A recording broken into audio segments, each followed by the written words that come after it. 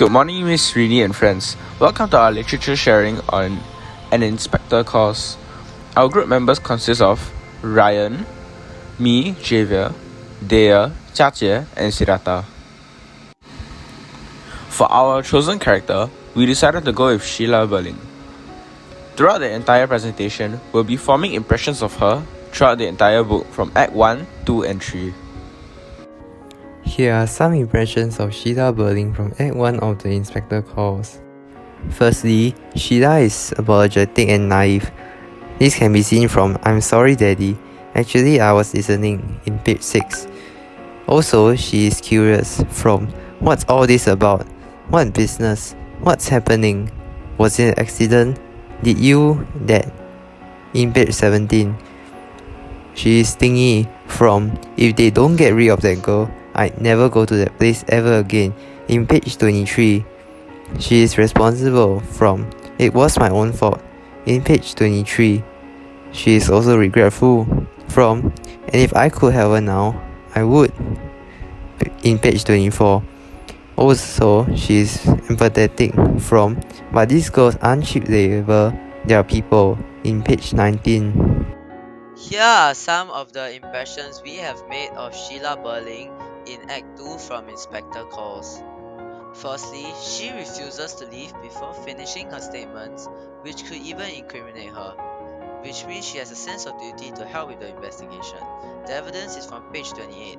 No, you haven't finished asking questions, have you? Secondly, she is the first to accept responsibility and take some blame, which shows she is responsible as a person.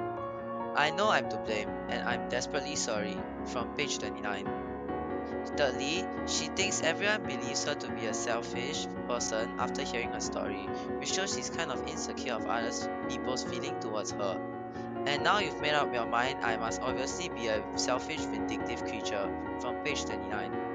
Fourthly, she doesn't want to hide secrets in favor of the investigation, which means she's open about the investigation.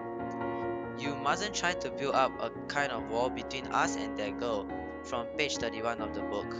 Fifth and lastly, she wanted to hear an apology from Gerald for having Eva Smith as his mistress of his own accord before the investigation, which may make her seem a bit jealous of her as well. Yes, but why are you saying that to him? You ought to be saying it to me, from page 37 of the book. And now Act 3.